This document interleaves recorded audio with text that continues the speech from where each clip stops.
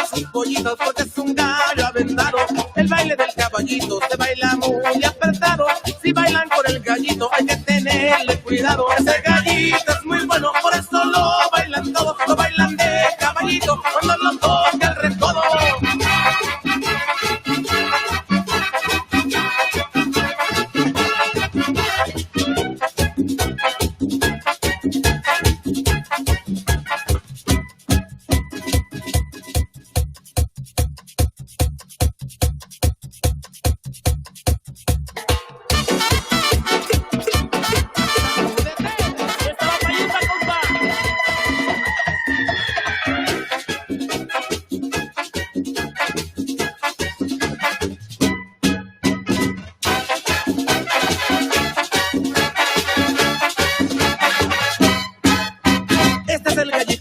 Este es el gallo jugado, amarra sus pollitos porque es un gallo aventado.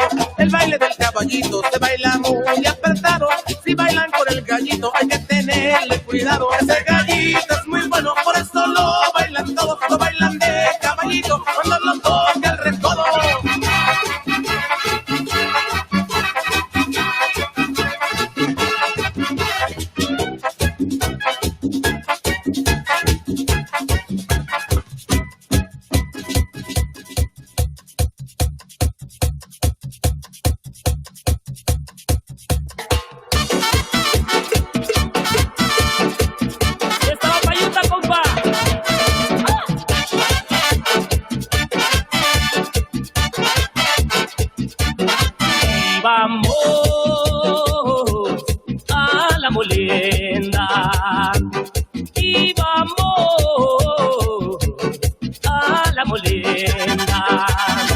De pronto veo venir cerquita de mí, yo vi a una culebra mirando hacia mí, y yo grité,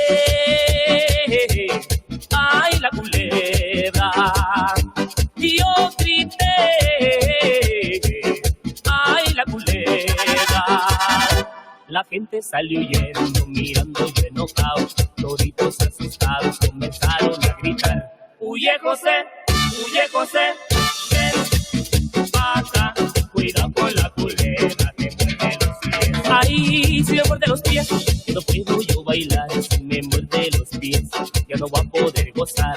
Echa pa' allá, ven pa' acá.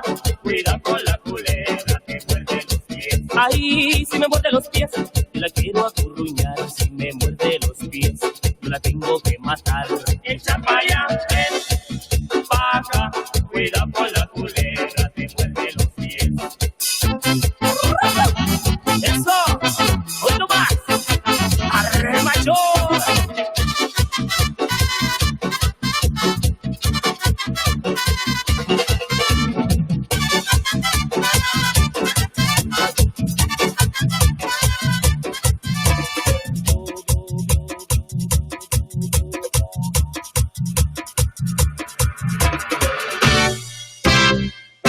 ¿Qué le pasa a Lupita? No sé. ¿Qué le pasa a Lupita? No sé. ¿Qué le pasa a esa niña? No sé. ¿Qué es lo que quiere? Bailar. ¿Por qué ella no baila? Su papá. ¿Qué dice su papá? Que no. ¿Qué dice su mamá? Que sí. ¿Que baila Lupita? Sí, sí. ¿Que baila Lupita? Sí, sí. Mambo, mambo, mambo, mambo, sí. Sí, sí, sí. Azúcar. Agita, agita, agita.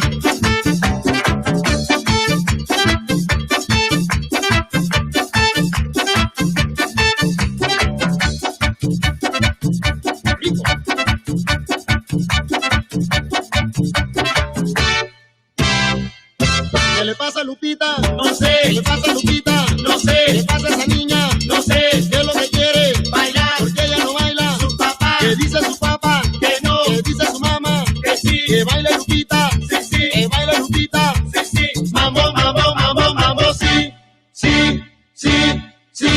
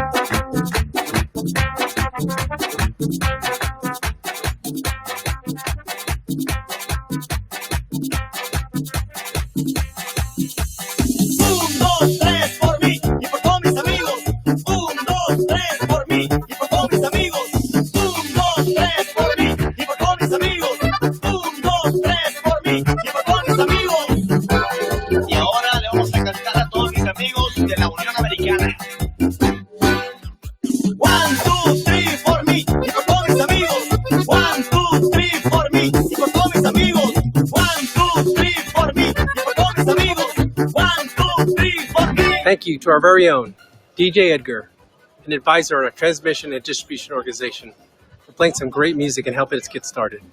Good morning and welcome to Southern California Edison's 10th Annual Hispanic Heritage Month celebration.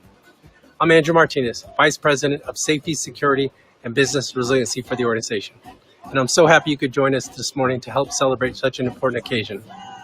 Now, normally, we would be in person, networking, and enjoying some great food. But since we are virtual, we found another way to incorporate food into our special event. For the next 20 minutes, we'll be watching two very talented chefs show us some healthy alternatives to cooking some traditional Latino dishes. Now, what better way to celebrate us than with food? And for the cooking demonstrations, the chefs will be using electric induction cooktops, so you can see firsthand just how easy they are to use. Now I'd like to introduce our first chef, Estevan Castillo, who will be making toasted coconut horchata agua fresca. Estevan is a Chicano and founder of Chicano Eats. He's a communication specialist and graphics designer by day, and home cook and reality TV connoisseur by night. He's also the author of the award-winning food blog and cookbook, Chicano Eats, where he explores his bicultural identity as a Chicano through stories and food. He lives in Central California with his husband, Billy, and their three dogs, Nomi, Rigby, and Jepson. Estevan, take it away. Andrew, thank you again for the introduction. My name is Estevan, author of the award-winning food blog Chicano Eats, as well as a new cookbook, Chicano Eats, Recipes from My Mexican-American Kitchen. And today I'm going to be showing you how to make one of the drinks out of the cocktail and drink chapter of the book for my toasted coconut horchata. And so for this recipe, I'm going to be using sliced almonds, some cinnamon sticks, some shredded coconut. We're going to want this unsweetened. And then here I already have some large toasted coconut flakes that I'm going to be using for a garnish later on. And then I have some vanilla extract. I have some rice. And then I'm going to be adding a little bit of coconut milk to make this creamy. And then to sweeten our horchata, I'm actually going to be using coconut condensed milk. To start the horchata, I already have my pan here on a induction top, which are a really great way to save space and still get your cooking done. And so I'm going to start by blooming all of the different things that I'm going to be using in our horchata, which is the shredded coconut, the cinnamon sticks, and then the sliced almonds. And I'm just going to push these into my pan here. And we're going to be toasting these for about 4 to 5 minutes. We really just want to toast them so that the oils come out and everything is a little bit more fragrant, so that when we go to steep everything for our horchata, we are able to extract a lot more flavor out of everything. And so like I said, this is going to toast for about 4 to 5 minutes. We just want a little bit of color. We don't want to completely brown everything. I find that when you over toast the almonds especially, they tend to overpower the horchata. So my mixture has now been toasting for 4 minutes, and you can see most of the coconut is a nice golden brown. And like I was saying earlier, we're really just toasting everything to bloom all of these ingredients and make sure that we are able to extract as much flavor as possible. So I'm going to remove this from the induction top, and then we're going to be adding our rice and some water to go ahead and make our horchata.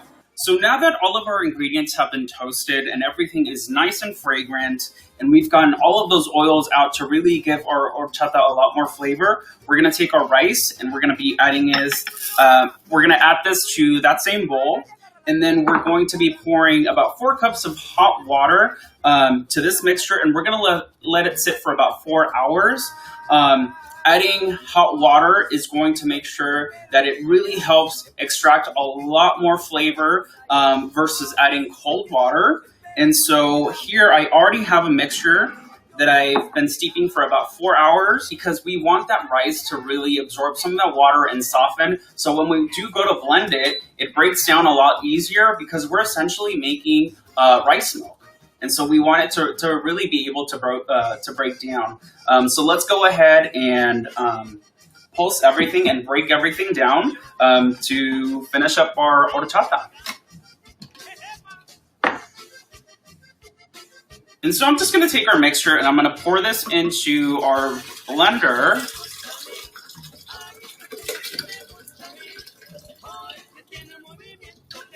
It's going to help everything come down. And we're going to blend this for about 30 seconds to about a minute. We just want everything to be completely broken down and smooth. And just try to get it as smooth as we can.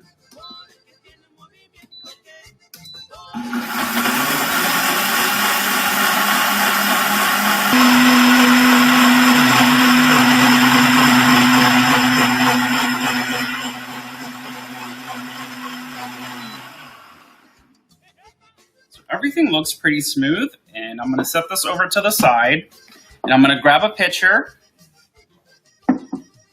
And here I have a metal mesh coffee filter that I'm going to be using to strain our mixture. And if you happen to have one of these, it's great because it is just going to ensure that our mixture is as smooth as possible. I'm just going to pour some in here. I wish you could smell it at home. It smells so delicious. The combination of coconut and cinnamon are just heaven to me. I'm using a rubber spatula just to make sure I'm helping everything come through.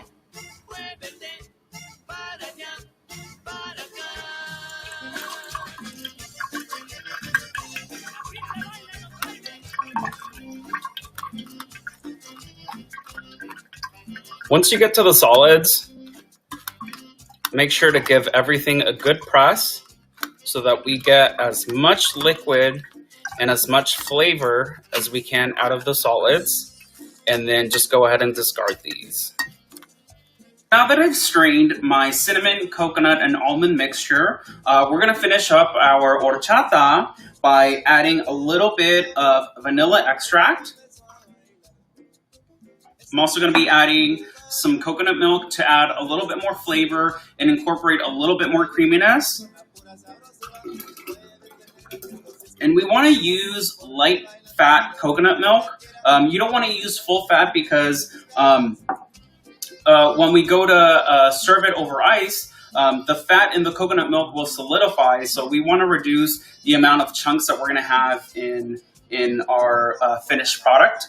And then to make this sweeter and to add a little bit more creaminess, I'm actually going to be using sweetened condensed coconut milk, which is a really great vegan alternative to condensed milk.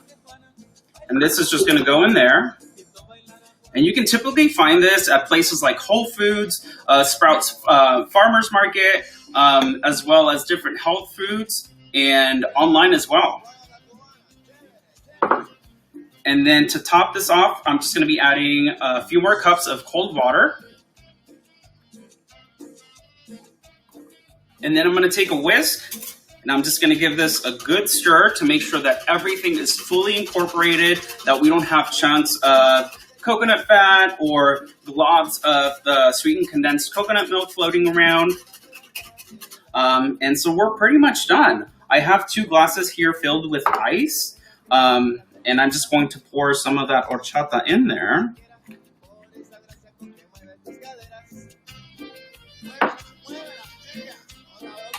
And into this one as well.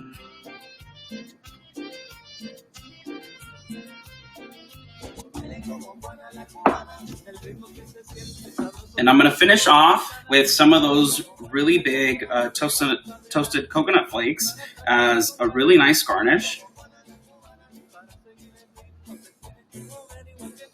And you can typically find these at places like Trader Joe's, which is where I purchased them.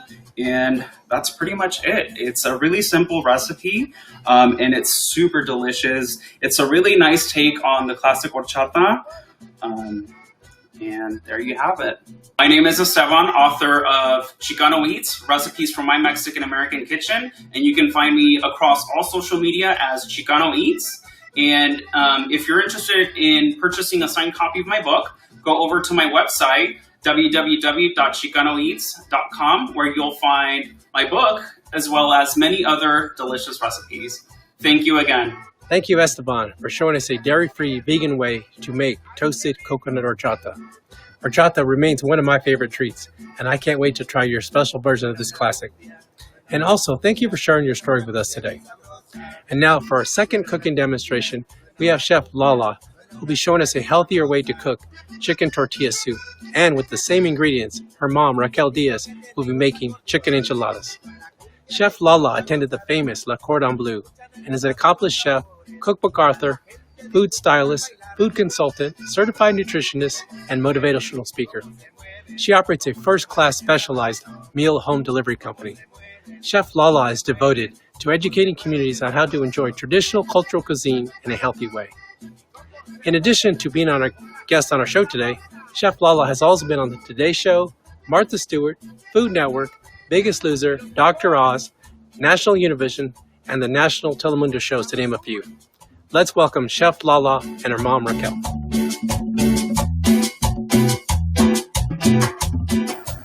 I love that song. Hey, thank you so much for the introduction. I'm so glad to be here, and I'm going to be sharing with you my recipe for tortilla soup. Using these simple ingredients, I made one trip to the supermarket, and I'm going to do two of our favorite recipes. A little bit, I'm going to ask my mom to join us so she can make her enchiladas out of the leftovers of my tortilla soup. It's all about efficiency. It's all about keeping it simple and minimizing the trips to the supermarket, especially these days. I'm going to start off by making my chicken soup. I have some fresh chicken. And if you're looking for calories, you might want to remove the skin. It saves you about 900 calories just removing the skin alone from a chicken. I like to cook all my soup traditional style with the bones and everything. I'll remove the chicken afterwards.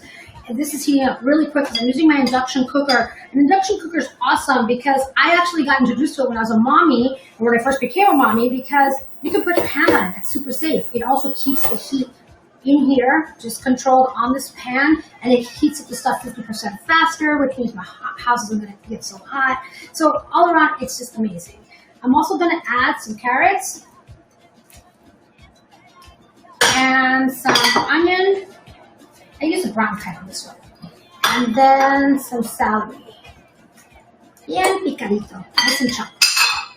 Give it a little stir. And let that cook for about 15 to 20 minutes. So while my sopita cooks, I'm going to be toasting my chilies. You toast them for a little bit more aromatic flavor. These are called Guajillo Chilis. They're also known as mirasoles. They're literally translated into like a little sonata, like you can actually hear the seeds inside. So once those toast, what I'm going to do is I'm going to take some water and I'm going to soak them with hot water. I'm going to pour some oil into my pan. The awesome thing is, like I said, this cooks or heats up so fast, it takes a minute. So I have to be quick about cutting my tortillas into little strips. This is what I'm going to put on top afterwards as a garnish. One of my friends that's a chef in Mexico says it's best if you use day-old tortillas, so make sure that they're a little harder and they actually end up a little crispier. Don't overcrowd your pan and stick them in and let them fry. These are nice and crispy.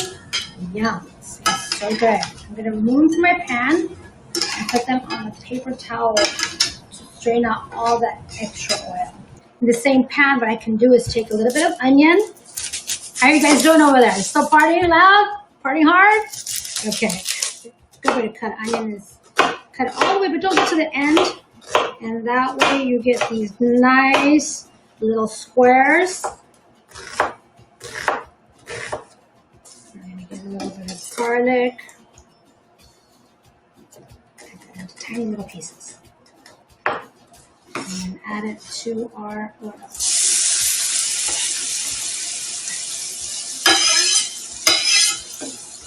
Esta es herencia mexicana. Once these are nice and clear, I'm going to add a little bit of tomato paste and cook it till it's nice and brown. And that's kind of like that rust.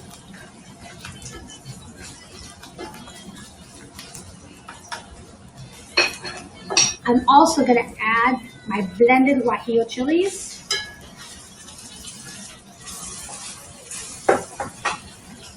Now we're ready for a little bit of the stock.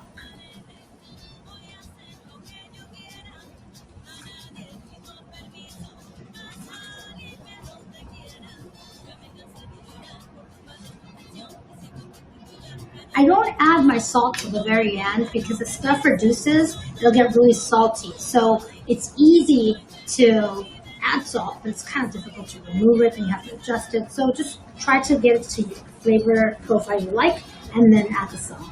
My sopita is just about ready. Actually, you know what? I'm going to try the salt. Remember that tip I gave you guys? Try it at the very end.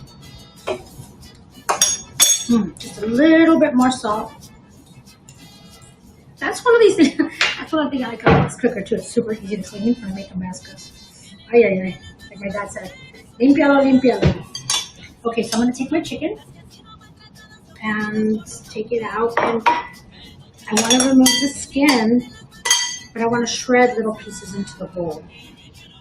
I like to use the breast and the thigh, but my mom is going to be making some enchiladas pretty soon, so I have to save her the other thigh because I know she prefers chicken thighs for her recipe, and for mine, I use chicken breast, which is perfect because we're going to be making 2 recipes for one so that we don't have to go to the supermarket over and over again.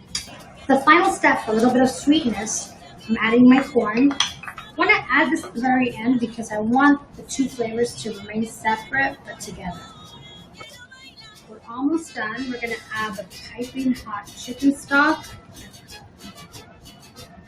And then some of this goodness. That's our guajillo, tomato, corn, onion, blend. And then a little bit more of this stock. And then I'm going to top it with some fresh tomatoes. Queso fresco.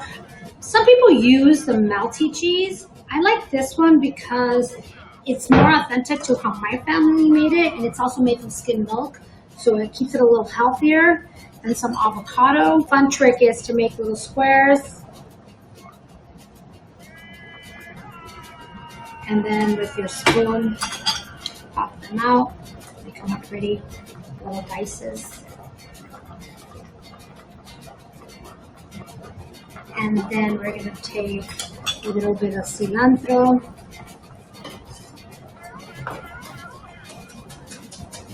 And the flavor it gives to it. You want to keep it fresh too. And then, of course, the very important star of the show, tortilla for tortilla soup. Oh my God, I wish you guys were here because it's so good. Now, I know that it's blowing up and a lot of people are asking us questions. Why did I not mix my goodness with my chicken stock and cook that together? Well, here's the reason why. Come on over here, Mommy. My mom is circling the kitchen because, as I told you, she's going to take these same ingredients and she's going to make them into enchiladas. Are you guys ready? So let me just tell you guys, during right now, these difficult times, like a lot of you, I don't want my mom going to the supermarket. So what she does is she takes the ingredients from the stuff that I made before and she makes it into her own recipes. And one of the things that we did recently was she took my tortilla soup and she made it into enchiladas. Now, Mommy, how did you make the salsa de enchiladas with the same ingredients that I used for my tortilla soup?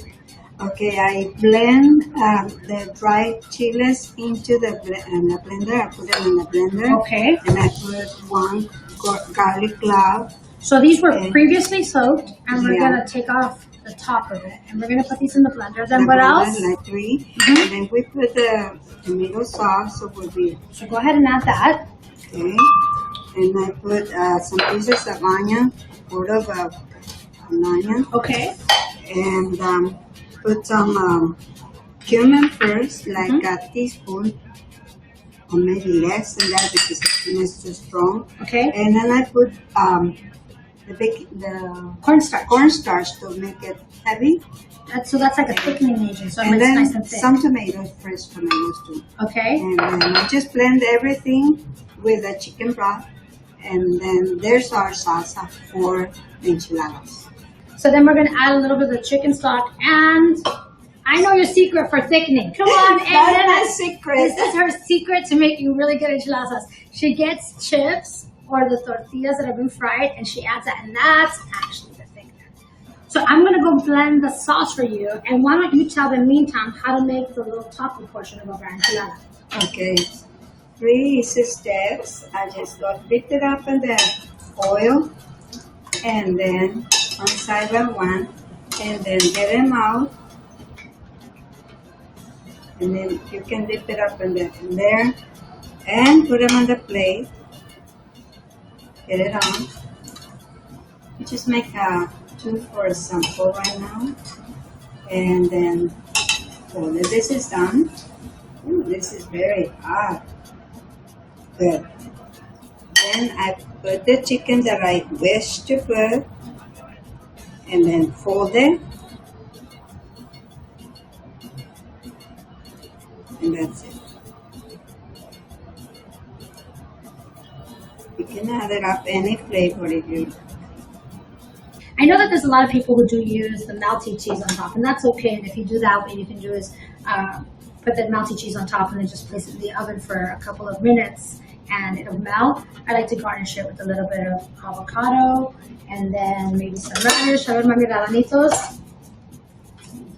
And just keep it balanced. Keep a little bit of vegetation in there, maybe some salad. These are all Latino ingredients that make it beautiful, colorful. Remember, recipes are just a footprint of how you want to cook. Sometimes they're passed down from generation to generation. Sometimes they're just repurposed like we did today. Either case, we just wanted to say thank you for coming and visiting our home and celebrating Hispanic Heritage Month. Thank you so much to Chef Estevan, Chef Lala, and Raquel for spending some time with us today and cooking up some healthy and delicious dishes. I don't know about you, but after watching these cooking demonstrations, I'm starting to get a little hungry. I'm sure that many of you had really good cooks or even chefs in your family. For us and my family, that was Uncle Cal, first-day cook for migrant farm workers in Ventura, and then a chef at Mammoth Mountain Lodge. My uncle taught us many lessons. The one cooking lesson that I remember to this day is always to start with quality ingredients. Who is the best cook in your family? Maybe you can share your story with us in the chat box. I hope you've enjoyed this morning's pre-event show. And as a special treat, you will have an opportunity to win one of the autographed copies of our chef's cookbook.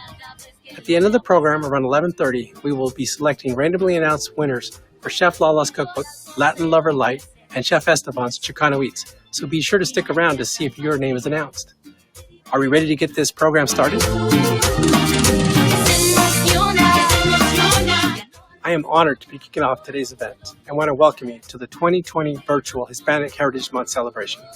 I'm Andrew Martinez, Vice President of Safety, Security, and Business Resiliency for Southern California Edison. And I was so pleased to see that the theme for today is Representation Matters.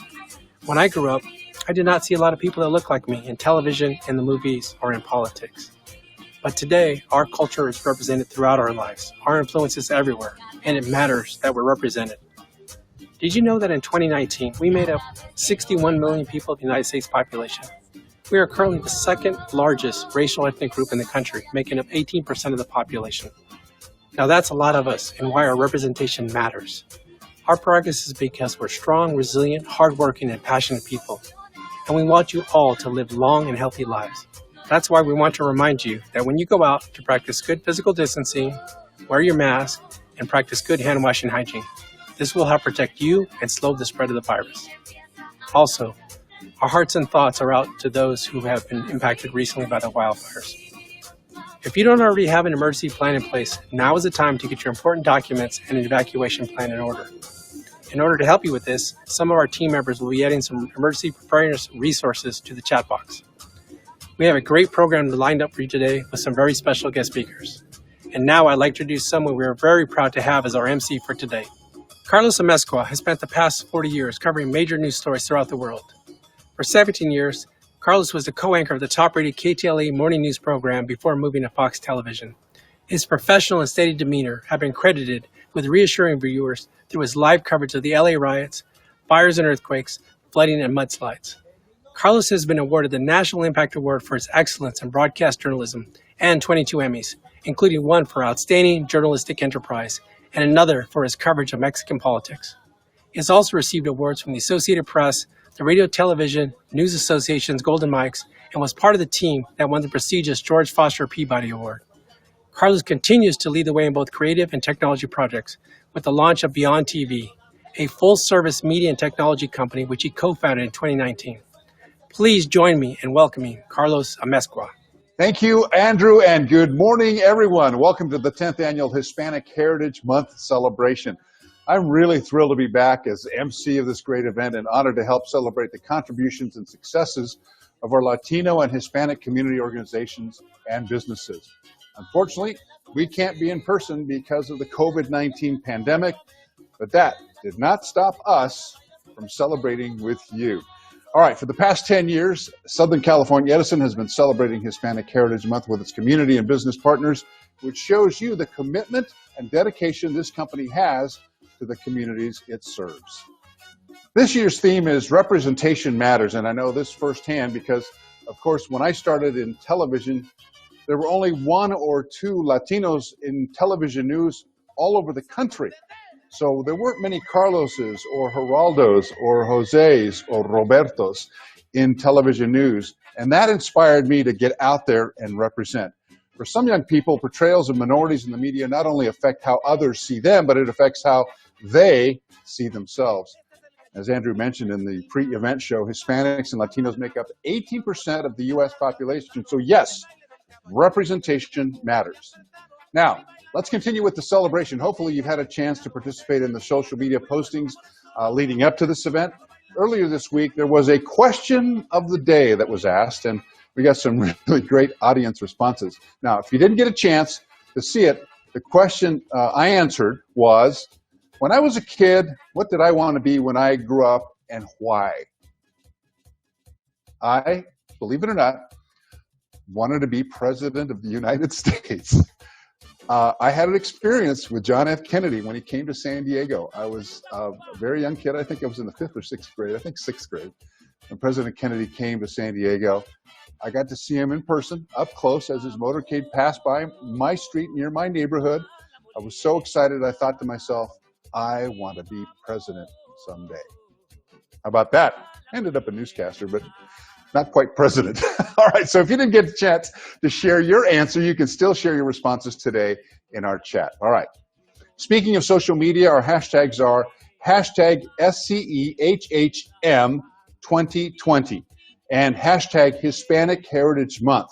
Be sure to use them when posting today. Also, like SCE on Facebook and follow SCE on Twitter and on Instagram. Now, when you get a chance, be sure to check out my show on Beyond TV. That's BEOND.TV. There's no Y in Beyond because we know why. Beyond Digital TV, Beyond.TV. Carlos and Lisa Remillard, my partner, and I do a Carlos and Lisa show on Beyond TV. We're also on YouTube, on Roku, on Amazon Fire. We're all over the place, so you can check that out. And we thank you for helping us grow your audience. You guys have been terrific to us. And we've had some amazing interviews with this amazing Latino and Hispanic artists, such as Marilyn Camacho on amplifying multicultural voices. I can't even spit that out. Multicultural voices. That would be voices that speak in Español también, como en inglés, in the media. Or my interview with Ari Rose, author of Fight the Funk. And of course, I had a one-on-one with the great Isai Morales, who's a terrific actor, and I did the interview in Spanish and in English. My Spanish interview, I got to work on my Espanol. All right, there's so many successful Latinos and Hispanics out there, so I always appreciate the opportunity to highlight them, especially during Hispanic Heritage Month. As Andrew mentioned in this morning's pre-event show, we will be giving away autographed copies of Chef Lala and Chef Esteban's cookbooks. And I will be doing that at the end of the program. So if you want to enter the drawing, please type the word book. Do it right now in the comments. Then we'll announce whoever's going to get the books at the end. Make sure you stick around to see if your name is announced. Well, today is supposed to be a celebration, right? So let's celebrate. So let's celebrate the successful Latino businesses and welcome our first awardee. Southern California Edison believes that achieving its goals for a clean energy future is a collaborative effort that requires diverse ideas, local, regional, and national partnerships. That's why they're committed to supporting small and diverse firms, helping them gain access to contract opportunities in traditional and new sourcing areas. In doing so, they bring economic benefits and new job opportunities to the communities where we all live and operate.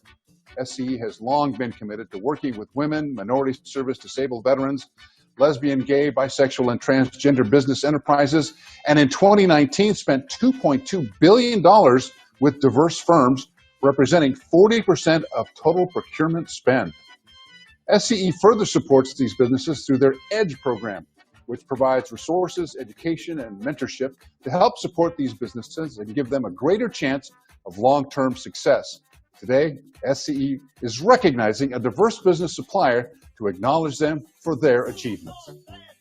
The Diverse Business Enterprise Award is given to a company which has exemplified a strong partnership and value with SCE and is a positive representation of its core business strategy of working with diverse suppliers. This year, we're recognizing the Alvarado Smith Law Firm, Excellence in Practice, Diversity in People. That's what guides their commitment to excellence and the unwavering conviction the differences among its professionals make the firm stronger and the client work better. Alvarado Smith was recognized by Forbes as one of the nation's top corporate law firms and is also one of the largest minority-owned law firms in California. Let's learn a little bit more.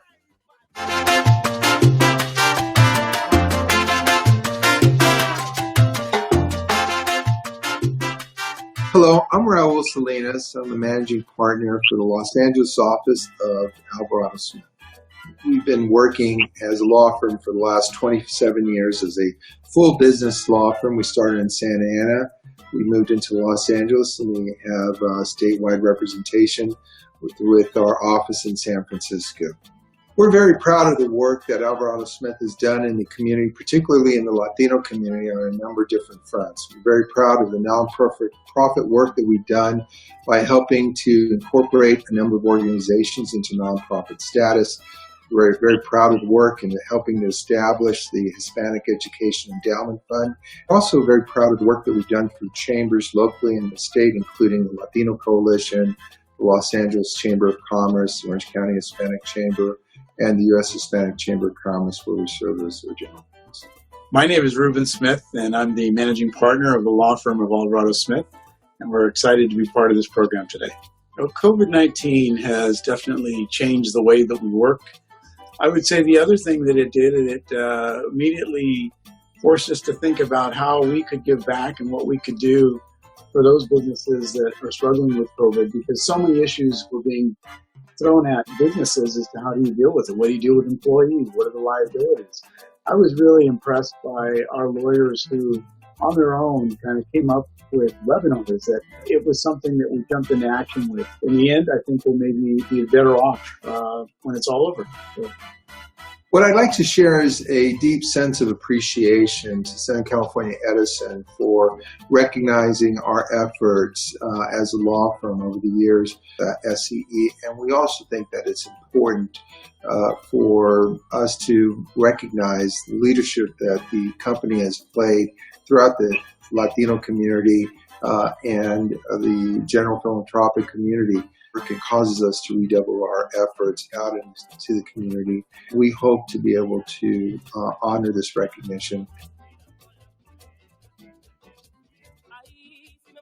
Congratulations to Alvarado Smith as this year's Diverse Business Enterprise Awardee. I'll be sure to keep them in mind if I ever need legal advice. It's so great to recognize corporations like Alvarado Smith because they've been a diverse organization for years and really practice what they preach. I like this slogan of excellence in practice, diversity in people, which really says it all. It's with the help of our elected officials that job creators like Alvarado Smith can thrive in California. We're fortunate to have some of these influencers in our virtual audience today. As a small business owner myself, I definitely need the support of our local governments. Thank you for being here in support of Hispanic Heritage Month and for your support of the community. Now, I'd like to welcome someone many of us recognize. I'm pleased to introduce the president and CEO of Edison International, Pedro J. Pizarro. In addition to running Edison International, he's also the chairman of the board of Electric Power Research Institute, EPRI. And he's one of 3 vice chairmen for Edison Electric Institute, EEI, and he sits on the board of Argonne National Laboratory and Caltech. Pedro represents the electricity industry in the Secretary of Energy Advisory Board, where he provides advice and recommendations to the U.S. Secretary of Energy on energy policy, research and development, and economic and national security policy. In addition, he serves on the Electricity Subsector Coordinating Council and also serves on California Governor Gavin Newsom's task force on business and jobs recovery. Pedro earned a PhD in chemistry from the California Institute of Technology, of course we all know it as Caltech, and held National Science Foundation and Department of Defense graduate fellowships. He earned a bachelor's degree in chemistry from Harvard University. Pedro is originally from Puerto Rico. Please join me in welcoming my friend, Pedro.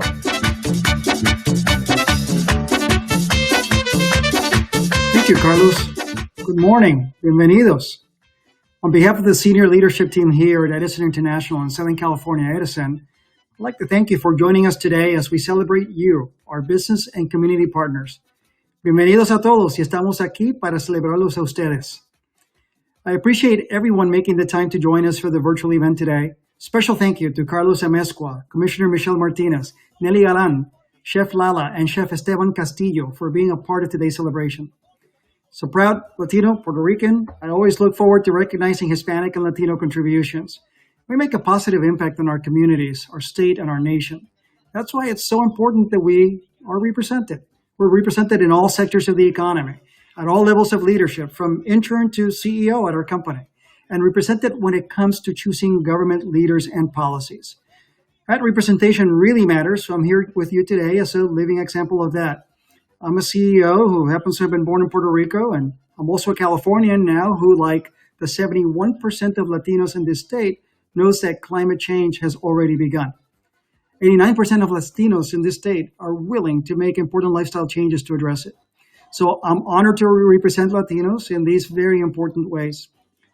I'm also proud of the work that Southern California Edison and Edison International, the parent company, have done to demonstrate that representation matters for all groups. We're proud of our diversity, our equity, and our inclusion work. And we're also proud of our commitment to doing what we can to mitigate climate change. At Edison, we support the state's goals to decarbonize the economy by 2045. In fact, last year, we introduced Pathway 2045, and this provides a blueprint for how the state can achieve these goals in an affordable and reliable way. It's so important that we continue to focus on these long-term goals, even as we battle all these near-term challenges we have right now. There's been a lot of them, and it's been a tough year in 2020 on a lot of fronts. We're still in the throes of a global pandemic with COVID-19. This has had disproportionate economic and health impacts on Black and Brown communities. We're still feeling the impact of the tragic deaths of Ahmaud Arbery, Breonna Taylor, George Floyd, and so many others. Their loss has brought an increased awareness to racial injustice really across the whole world, not just our country. And we are amid a historic wildfire season. Since August, just 2 months ago, we've seen 5 of the 6 largest wildfires in all of California history, and we have all been impacted. Some of you may have been evacuated from your homes. Most of us have had to deal with poor air quality and darkened skies, weeks of it here in Pasadena, in my home. Our hearts go out to everyone who has lost a loved one, or their home, or their business, or a favorite escape in California. Southern California Edison is going to great lengths to mitigate the risk of our equipment possibly starting a fire, and we're working hard to minimize the impacts of our public safety power shutoff events, which we do to protect our communities. Edison remains committed to serving our communities during these unprecedented times. Now, we are temporarily suspending service disconnections and waiving late fees for residential and small business customers for non-payment. We are only continuing critical outage work that's needed to protect public safety and to reduce the risk of wildfires. If you are having trouble paying your bill, we encourage you to contact our SCE Customer Contact Center, and you might even qualify for a reduced energy rate through our CARE or FARA programs. If you are a small business customer, and I know so many of you are, you might also qualify for the CARES Act Paycheck Protection Program, which will provide 100% federally guaranteed loans to small businesses. There's more information on all these programs, and it can be found in the event description. We'll also email it to our event registrants. I want to share that Edison International donated more than $1 million to local nonprofits with a focus on providing critical services, food, and necessities to vulnerable communities in response to COVID-19. Our employees have also launched a COVID-19 relief fundraiser to help communities impacted by the pandemic. Through employee donations and through a company match, more than $400,000 was donated to support nonprofits in SCE service area. We know that we as a company have a responsibility to address the systemic injustices that exist in our society. Diversity, equity, and inclusion are core areas for focus for Edison. And it is important that we are transparent about where we are and where we are going. We are now sharing detailed information on the diversity of our workforce and our business partners, as well as the status of our community investment.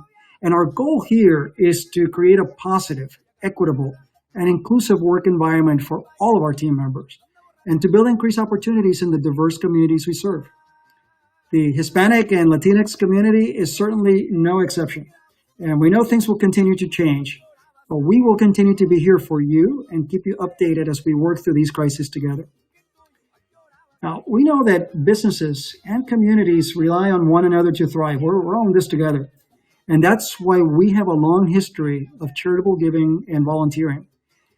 As we provide safe, reliable, affordable, and clean electricity, we are also proud to make a difference for our communities throughout California. We've been doing this for more than 130 years, and we've been partnering with local nonprofits. We, at Edison International, have set up one of the largest corporate donation programs in Southern California. And we strive to maintain 80% or more of our funding to benefit underserved communities. This funding supports programs that helps our communities tackle tough issues. Now, this includes improving air quality, increasing access to national parks, helping our kids make a difference in the world by studying science, technology, engineering, and math, or STEM. I'm a former scientist, so I really appreciate that. And one example of this is the Edison Scholars program. Edison International has awarded more than $11 million in scholarships to 670 students throughout this program since 2006. And this year, 43% of Edison scholars were of Latino or Hispanic heritage. This program is a great way to recognize students with a passion for making a difference. So let's take a look at this year's Edison Scholars. Edison International gives $40,000 STEM scholarships to 30 high school seniors throughout Southern California Edison's service area each year. We are proud to present our 2020 Edison Scholars. Hi, my name is Zachary David Aguilar. Hi, my name is Santiago Diaz. Hi, my name is Aaron Anderson. Hello, I'm Lizbeth Ars. My name is Sean Chang. Hello, my name is Tony Chang. My name is Devin Hood. My name is Valentina Costarelli. My name is Michael Morris DeGardi. My name is Jonathan Garcia Renteria. My name is Sonia Bowman. My name is Tristan Griffith. Hi, my name is Erica Shea. Hi, my name is Paul Irvine. Hello, my name is Yvonne G. Hi, my name is Justin Tim. Hello, my name is Matthew Kwan. My name is Jim and Nan. My name is Shyam J. Lee. Hello, my name is Abby Layla. My name is Jonathan Martinez. Hi, my name is Elizabeth Martinez. Hi, my name is Sophia Olmeda. My name is Hayden Park. I go by Hallie. My name is Luke Phillips. And my name is Olazmi Ramos Morris. My name is Jacob Rodriguez. My name is Daniel Silva Rios. I'm Samantha Valdivina. Hello, my name is Sylvia Norman. Congratulations! Your future is bright.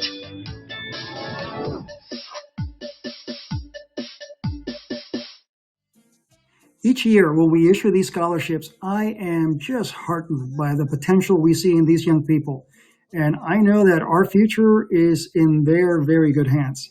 These future leaders are going to bring new ideas and invent new ways of doing things, apply new technologies, and they will transform our economy in positive ways. If you know any high school seniors graduating in 2021 who are interested in applying for the scholarship, please tell them to go visit edisonscholars.com. The application period is now open, and as a parent, I know the importance of education and the impact that a scholarship like this can have. It not only benefits the student, but it also helps the family and our communities. I went to college thanks to somebody else's generosity through a scholarship, so I really know this works. We need these young people now more than ever as we face the serious threat of climate change and as we look to build a cleaner energy future that we can all enjoy. At Edison, building a brighter future for California is a big part of what we do. Every day, we are inspired by the people and the communities we serve. Well, let me transition now to the next part of the program, and it gives me great pleasure to present our Community Partnership Awards. The recipients of the Community Partnership Award are organizations that provide noteworthy, long-standing, innovative, and significant services to our community. We are excited to honor our 2020 Central California Community Partnership Honoree, Community Services Employment Training. CSET is the community action agency for Tulare County. Recognizing that community action changes people's lives, embodies the spirit of hope, and improves communities, CSET is dedicated to helping the people of Tulare County help themselves and each other. Their mission is to inspire youth, families, and communities to achieve self-reliance through innovative pathways and collaboration. This year, CSET celebrated its 5th annual Regional Education Youth Summit, which incorporates lectures in science, technology, engineering, arts, and math. The Regional Education Youth Summit has grown to be one of the most sought-out events throughout Tulare County. In addition, CSET is a great collaborating partner that promotes SCE resources to its community. Let's hear more about the great work this organization does.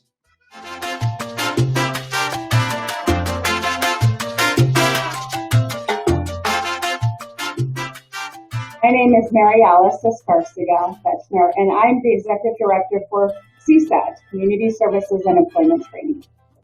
CSET is an anti-poverty agency in the community that serves Tulare County. We were established in 1976 to fight poverty. Through the years, we've done a variety of programs that have been funded through Southern Cal Edison, from our community development work and moving the needle in our communities by bringing people together, helping to support our Make a Difference Days, to most recently our senior services programs and helping us to ensure that seniors have meals at the senior centers. My name is Daisy Guzman, and I am the Assistant Director for Youth Programs. We started in 2015 with the vision of bringing together young adults in a conference, all-day setting, where guest speakers, professionals in science, technology, engineering, arts, and mathematics were invited to inspire our next generation. Well, we just celebrated this past March at our Energy Education Center, where we had 165 attendees, which included students who are in high school, juniors and seniors, as well as those young adults who are considering going back to get their high school diploma, and those that are still on the fence of going into post-secondary education. COVID has really challenged us to provide services in a different way in our community, making sure that we're not adding any barriers to the community when they're seeking these emergency services. We did not close any of our community offices during this time. That staff have continued to provide the services that we need in the community. I would like to certainly thank Southern Cal Edison for your continued support. We could not do the work that we do in the community without philanthropic partners. We appreciate that we have a wonderful mission and we have wonderful staff and at times a vision to provide these great programs, but we can't do it without partners. And you're one of those special partners that we really want to, on behalf of our board, our staff, and the community, thank you for all of the work that you do day in and day out and annually for our community to make it a better place to live. Thank you.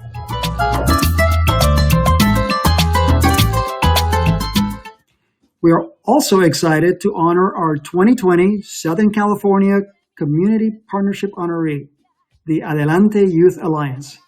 This organization has been instrumental in assisting thousands of youth in developing their academic, career, and leadership potential. They do this through their Adelante Mujer Latina conferences and the Young Men's conferences. And these conferences help middle and high school students identify and map out their academic and career plans. I had the honor of giving the keynote speech at Adelante Youth Alliance's 8th annual Adelante Young Men College and Career Conference in November of 2018. Now, due to the current COVID-19 restrictions, these in-person conferences have transitioned to Adelante Academy. And these are virtual workshops that provide students with real-world guidance and inspiration to STEM and other careers. Operating for nearly 20 years, AYA has provided long-standing and innovative services to the community, and that includes youth in the SCE service area. So let's hear more about the great work that they do.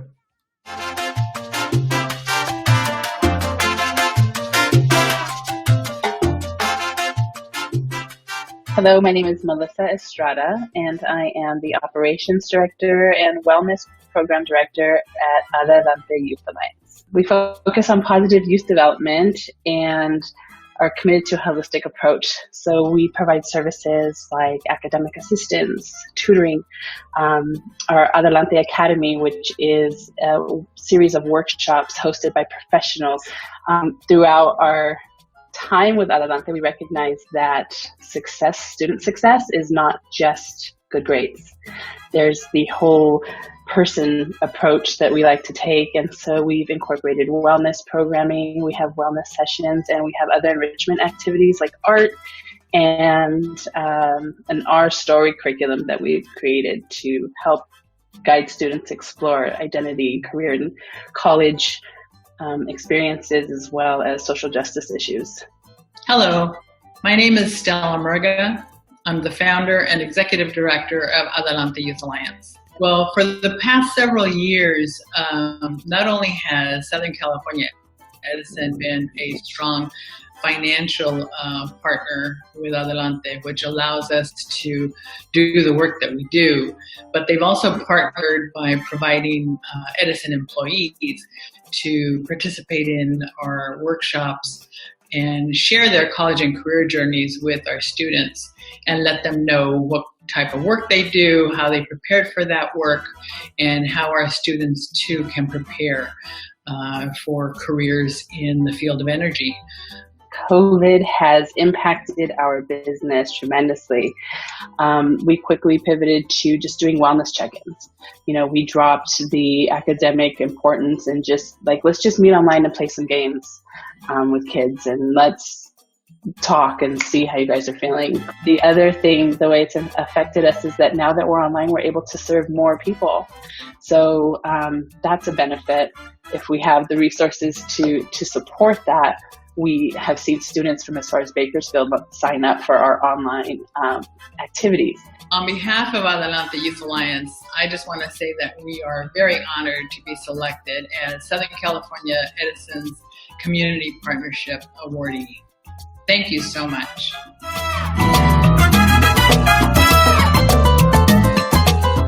Well, big congratulations again to both of our Community Partnership awardees. In closing, let me acknowledge that these are challenging, but they're also exciting times.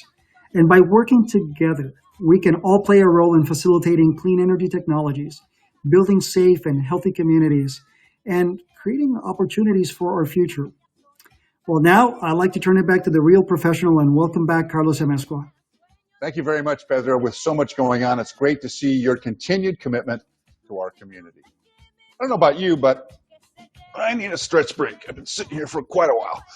But not that I enjoyed the speech. No, I did. It was great. Lucky for us, we have a very special group that will be joining us today as a special treat and to get us on our feet and moving. We have an all-female mariachi group, Mariachi Las Catinas, that will be performing for us today. As many of you know, mariachi groups, like the one I used to play with when I was a kid, have been traditionally male-dominated. Yes, I played in a mariachi, and many of you know that. But thanks to groups like Mariachi Las Catinas and other female mariachi groups, they're breaking the barrier and giving us a whole new sound to enjoy. Mariachi Las Catinas was established in 2017 by their leader, Wendy Alarcon, and consists of 7 multicultural women. We have 4 or 7 members joining us today: Wendy Alarcon, Alejandra Lopez, Berenice Briseño, and Jasmine Lopez. They have a traditional mariachi sound, but really they can play many different types of music. Their main goal, of course, is to captivate and amaze their audiences by their energetic performances and their amazing, vibrant voices. These ladies have a musical experience that have made them travel all over the U.S. and Mexico. I'm not sure if you knew this, but my father was part of a mariachi group, so mariachi music is in my blood, and I mentioned that I played, but I played with my dad. She was really good. All right, well, this is a real treat, and I'm really excited to hear them perform. Ladies and gentlemen, let's welcome Mariachi Las Catinas. Thank you, Carlos. We are Mariachi Las Catinas. Everybody get up on your feet and dance with us. Ahí les va.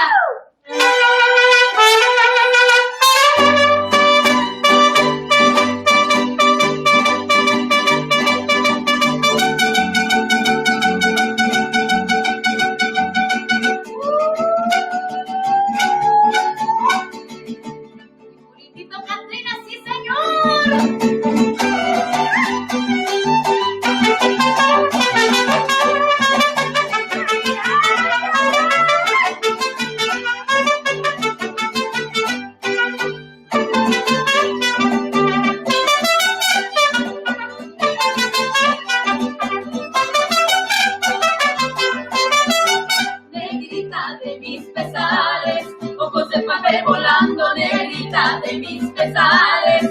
Ojos de papel volando, a todos diles que sí. Pero no les digas cuando así me dijiste a mí. Por eso vivo velando.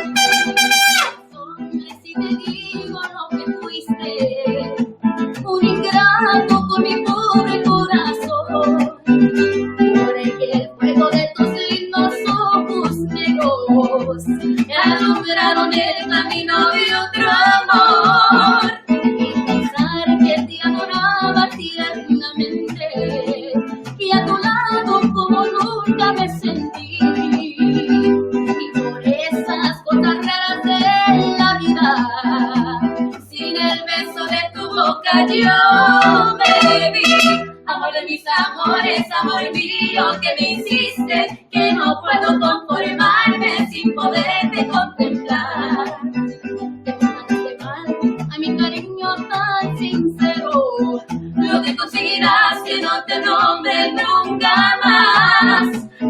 mis amores, si dejaste de quererme, no hay cuidado que la gente de eso no se enterará. Llegaron a decir que un hombre cambió mi suerte, se burlan de mí que nadie sepa mi sufrir.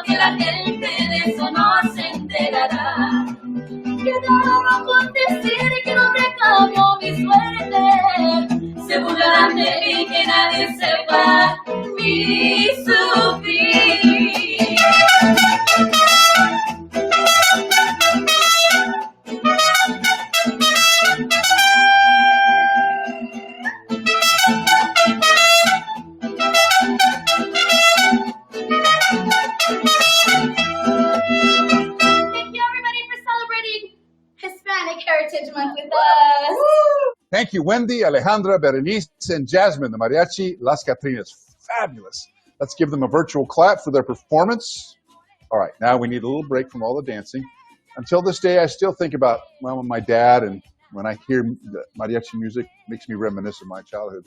So thank you so much, ladies, for bringing me back to some of those great old memories. All right, we are more than halfway done with the program, and we still have two more great speakers joining us today. Our next speaker, Michelle Martinez, was a council member in the city of Santa Ana from 2006 to 2018, where she served as president of the National Association of Latino elected and appointed officials, was the first council member to serve as president of the Southern California Association of Governments, and the youngest woman to serve as the mayor pro tem for the city of Santa Ana. Michelle is recognized for her regional cutting-edge approach on advancing policies and solutions to the unique and complex challenges in navigating the regulatory and political environment in housing, water, air, transportation, economic development, land use, zoning, and technology. Michelle was also appointed by the U.S. District Judge David O. Carter to serve as a special master on the issues of homelessness and the specific lawsuit by the Alliance for Human Rights against the city and county of Los Angeles regarding homelessness. Michelle was recently appointed by the governor of California to the California Transportation Commission. Please help me welcome Michelle Martinez.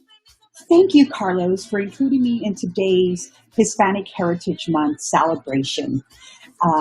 I also wanted to take an opportunity to thank Edison International for the great work that they have been doing to ensuring that Latinos are at the table and not on the menu. You know, I was asked to share my story and to talk about environmental justice and the work that I've been doing in my career as an active citizen now in my volunteer roles, but also when I was elected to the Santa Ana City Council. And before I talk about these topics, I wanted to first and foremost really let us all know here today that as we face this pandemic and we're entering into an election season with less than 28 or so days, that I encourage you to find inspiration and look around you and give your siblings, your parents, your significant others a kiss and a hug and appreciate them. You know, I was raised without a mom, without a dad, and was raised by my great-grandmother who was in her late 60s. almost 70. She raised me and my 5 brothers along with other cousins. Because my mom spent most of her life in prison, and I didn't know my father too recently, a few years ago. But during those times, I've come to realize that I wouldn't be the person that I am today if I didn't have my great-grandmother, if I didn't have my brothers, if I didn't have my coaches and my teachers and my friends that knew the circumstances that I had in my upbringing. Having to move to 9 different elementary schools, having to address some of the disabilities that I had. I stuttered as a kid and was embarrassed to actually go to school or talk at times. And I also was diagnosed with dyslexia. And so understanding that I had those challenges within school, and I had a lot of issues in regards to my energy level. I was in and out and had to go to 9 different elementary schools because we moved and got evicted from several places. Growing up on welfare, my great-grandmother having a 3rd grade education was not easy for her to navigate, the rules and regulations of leases and on and so forth. And we were still fairly young to understand all of that. So it was very challenging. But understanding that I came from that environment, I am a shining example, and I can smile here today to tell you all that I had the opportunity to go to a community college, which is Santa Ana College, to a 4-year university, which is the University Cal State Fullerton, and graduate from both of those institutions and move towards becoming an elected official for the city that helped raise me, the city of Santa Ana, to then becoming one of the youngest mayor pro tems and youngest woman ever elected in Santa Ana's history, and the 6th woman ever elected to the Santa Ana Council. And also having the great fortune to serve at regional and national capacities. I had the great pleasure of becoming president of the Southern California Association of Governments, which is the largest metropolitan planning organization, and also with great joy to represent thousands of Latinos across the country. And I became the president of the National Association of Latino and Appointed Officials, NALEO. And it has been a great honor to serve in those capacities and to really highlight my story and where I come from, and being an example that it doesn't matter where you come from, that if you work hard and that if you believe in yourself and if you can do all the right things, even at times, you will not make it. But if you understand that we don't do anything alone. And so I give the credit to my great-grandmother. I give the credit to my mom giving birth to me. I give credit to my brothers, to my coaches, to my family, to my friends, and to my father figure who it was a blessing and changed my life, Mark E. Press. And, and today, no longer serving on an elected capacity, but to have a great friend and who I work with in regards to homelessness, and that's federal court judge David O. Carter. I have to tell you that he's someone that I look up to, and it's with great pleasure that I volunteer my time addressing the houseless crisis in Southern California. And I wanted to talk a little bit about that because when we talk about the houseless community, it's rare that we talk about Latinos and how the Latino population disproportionately is being impacted by the houseless crisis, this pandemic, and a lot of the policies that have been put in place, whether it was decades ago, but are currently impacting us now as it pertains to housing costs and transportation. And so I want to talk about interdependency and also being interconnected. I mentioned in my upbringing that I couldn't do anything alone. I wouldn't be who I am today if I didn't have that support structure, that web and that network of various people throughout my life that helped build me and who I am today. And it is no different for our Latino community here today. So we cannot talk about social justice, environmental justice, without talking about the whole system. We cannot talk about parts of a system. And that's what we have been doing. And so what we see here today in our communities is that when we're wanting to address water issues, clean energy issues, housing, transportation, education, it is all done in a silo approach. I want to encourage all of us to work together collectively and realize that we have to look at the system as a whole and not its parts. And as we move towards ensuring that our families have clean water, energy efficient opportunities within their homes, within their schools, being able to provide them with opportunities and access to electrical vehicles so that they too can reduce their carbon footprint. But I will say to you that Latinos have been in the forefront of conservation. I remember growing up and my great grandma would give me a Top Valley bag, and that's where I would put my lunch. That was my backpack. That's where I would put my books. We had, containers with salsa or hummus or something else. And guess what? We would recycle that and reuse it and put more stuff in it. And so I think we're all familiar with conservation and being good stewards of our environment.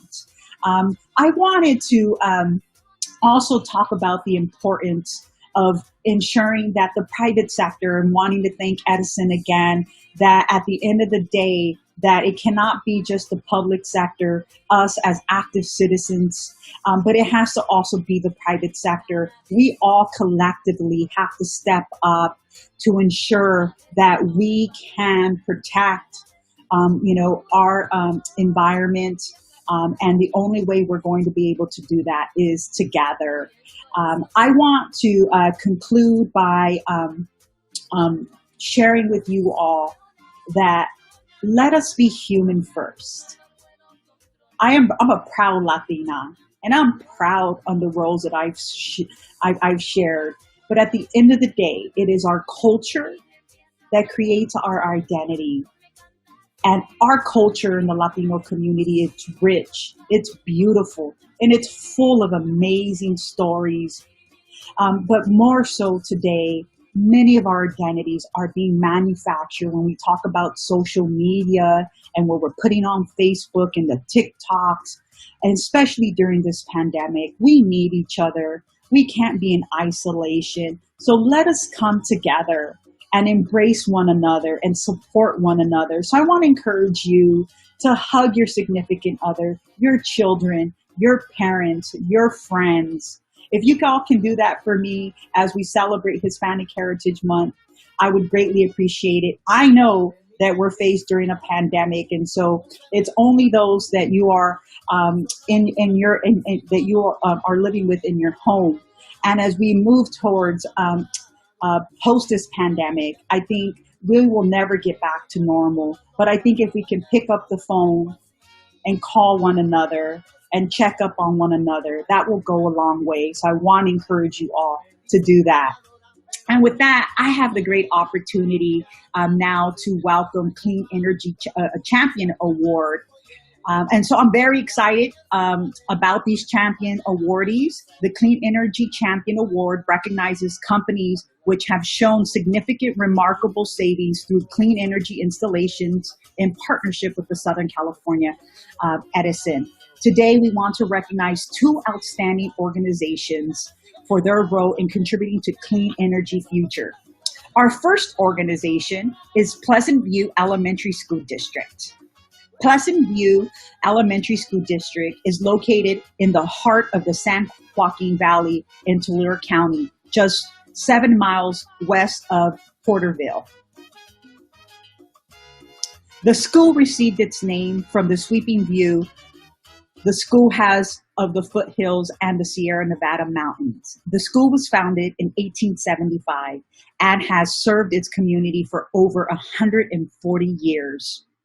Pleasant View currently has 2 campuses with a student population of approximately 85% Hispanic. Let's learn more about some of their projects.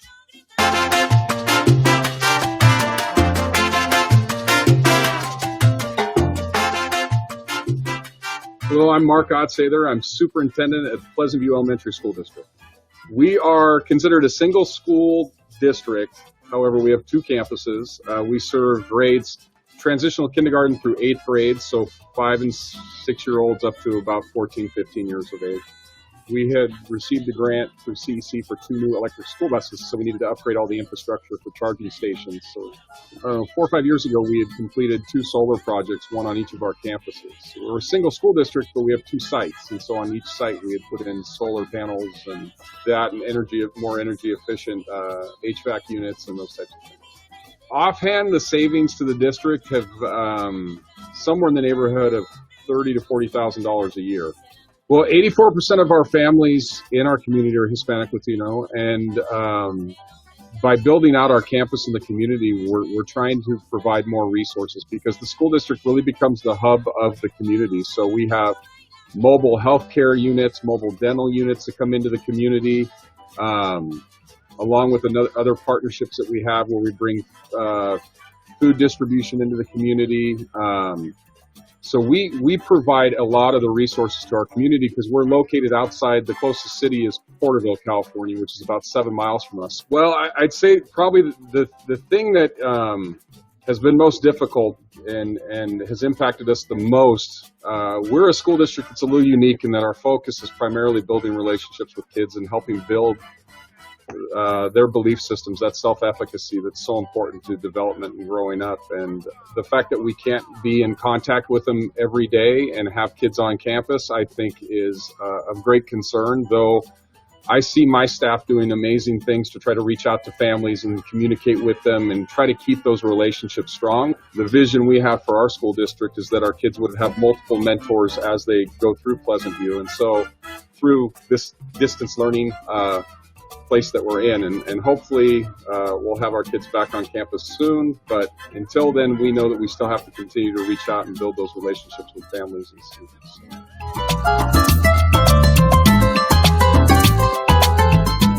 Congratulations to Pleasant View School District. It is so great to see schools doing their part in becoming clean energy champions and setting the example for their students. With the savings, they are able to provide more resources for their students and their community. Our next clean energy champion is the city of Moreno Valley. Not long ago, an infant among California cities and now an emergent giant, both within the Inland Empire and nationally, Moreno Valley is now among the fastest growing cities in America. Voters in the communities of Edmond, Sunmead, and Moreno overwhelmingly chose to join together as a city of Moreno Valley, and on December 3rd, 1984, a new city was born. Having only recently celebrated its 35th birthday, Moreno Valley's population has almost tripled during its brief history. Its current diverse population of almost 214,000 makes Moreno Valley the second largest city in Riverside County. Some of the world's most successful and innovative companies have chosen Moreno Valley for its commitment to clean and green technology, outstanding leadership, diverse and competitive workforce, and easy access to some of the best universities and talent in Southern California. Let's hear more about the city of Moreno Valley.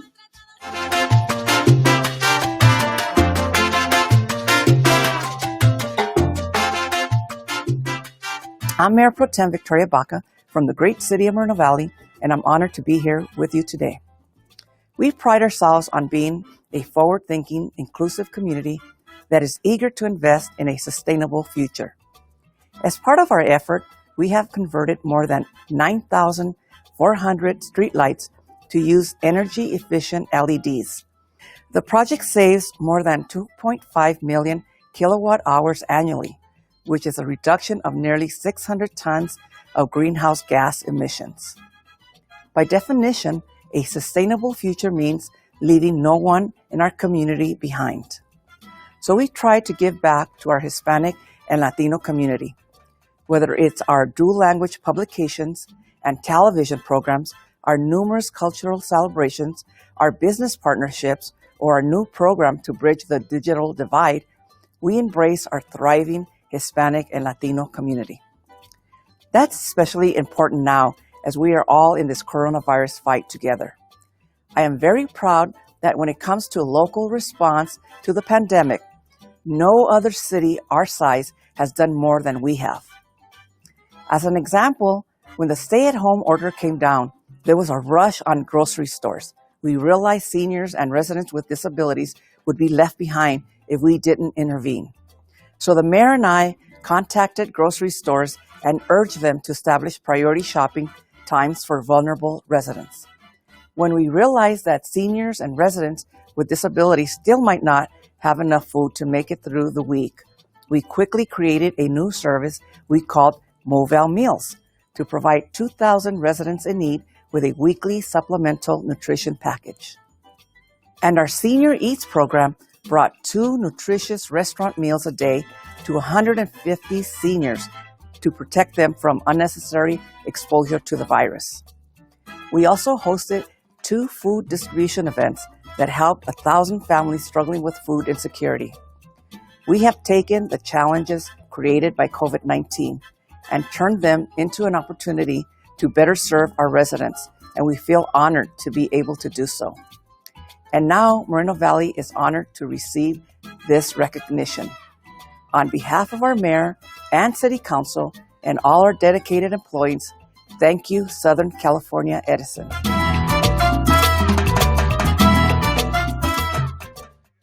Congratulations to the city of Moreno Valley. You serve as a model to other cities in becoming a clean energy champion.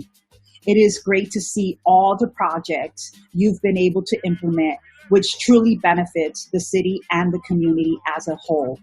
Only together we can have a clean energy future. And with that, thank you all so very much. Thank you, and congratulations to Pleasant View and the city of Moreno Valley as this year's Clean Energy Champions. And now I'm thrilled to introduce a very special guest and our keynote speaker, Nelly Galan. Nelly is a self-made media mogul, dubbed the tropical tycoon by the New York Times Magazine. She was the first Latina president of a U.S. television network, Telemundo. Nelly is the founder of the Adelante movement, which seeks to empower and train multicultural women economically and entrepreneurially. Nelly holds a master's and a doctorate in clinical psychology. Let's watch her story.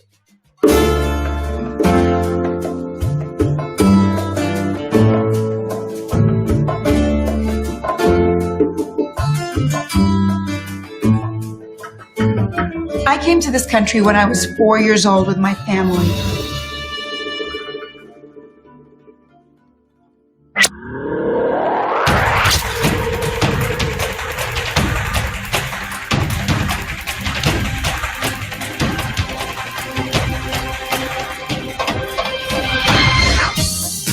Nelly Galan is a self-made media mogul. I'm a kid of immigrants, and I figured my parents did not bring me all this way for me not to do something big. She started out as the youngest guest editor of 17 magazine, which led her to reporting for network television. At 22, she became the country's youngest television station manager. Galan founded her own company, Galan Entertainment, in 1994, which helped launch over 10 television channels abroad and produced over 700 television shows in English and Spanish, including the hit reality series The Swan for Fox Network, which was famously spoofed on Saturday Night Live. Galan became the first Latina president of a U.S. network, Telemundo. She then was a celebrity apprentice. Television executive and Latina media tycoon, Nelly Galan. This girl is on fire!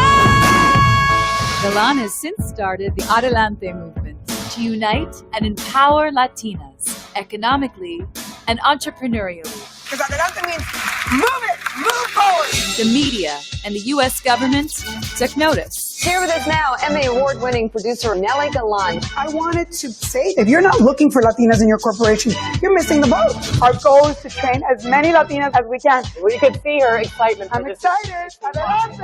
Thank you for teaching me a new word, Adelante. And now, Nelly has a New York Times best-selling book and a movement called Self-Made for all women. My charity is for women entrepreneurs. You are so positive. And I love your slogan. You know what her slogan is? Don't buy shoes, buy buildings. It's been an incredible year with Me Too and Time's Up, but the next place for all of us is financial empowerment. There is no true empowerment until you are financially self-reliant. And self-made is not a grandiose feat. It's for all women. We can all do it from our house. Every company has to look at this new reality that women are the sleeping giants in America. We have incredible power, and there are more entrepreneurial opportunities for us than there are jobs. Power is not given, it's taken, and it's there for us. Think bigger. Becoming self-made is the new ticking clock for women. It's not if, but when. Nelly has done it all. She is an inspiring entrepreneur. I am self-made. Let me show you how. Now, here, go. Adelante.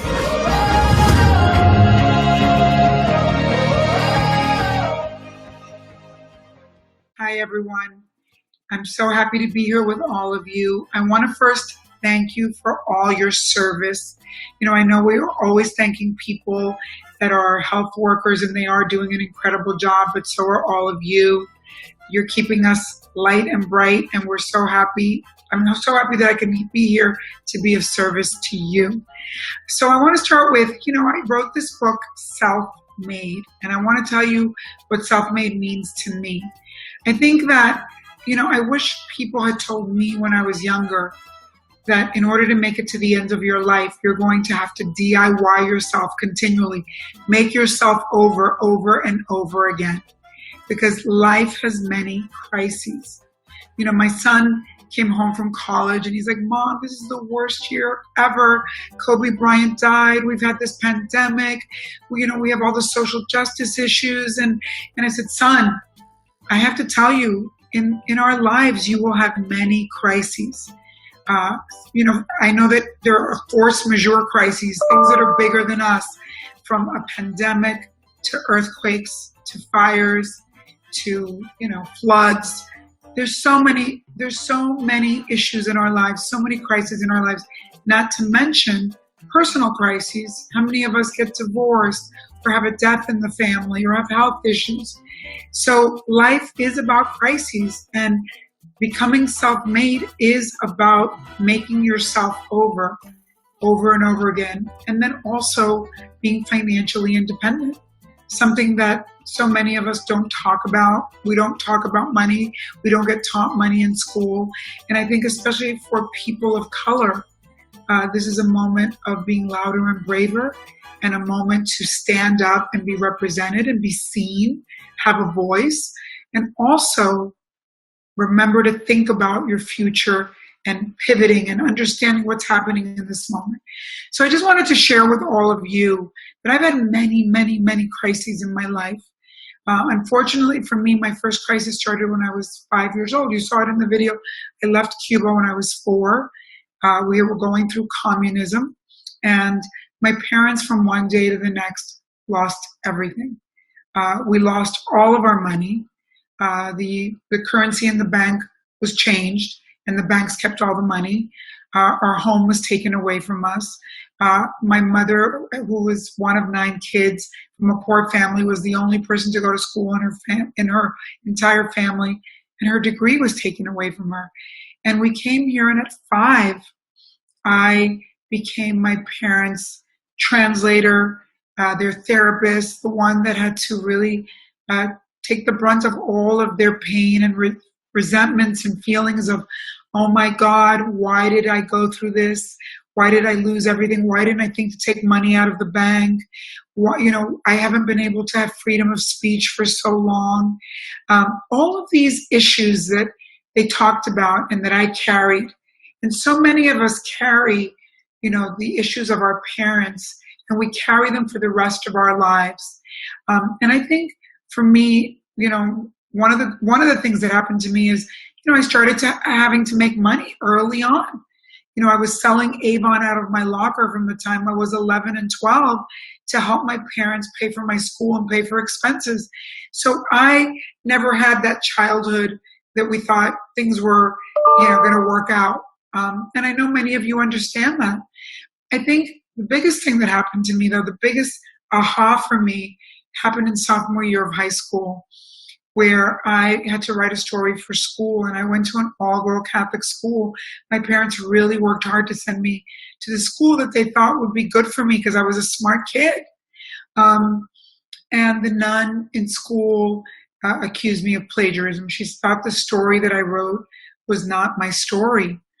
And I was like, lady, are you kidding me? My parents have raised me to be such a goody two-shoes. And I came home and I told my immigrant parents, this nun is crazy. Like she suspended me for 3 days. And my parents took the side of the nun. They're like, you go ask the nun for forgiveness. My parents were so afraid of authority as immigrants that they just wanted me, even if I didn't do things, to say that I was wrong, to admit guilt. And it was so painful for me growing up in this country during the civil rights, after the civil rights movement, but hearing about, Martin Luther King and all that had happened, a generation after the women's movement. And my parents were so unempowered.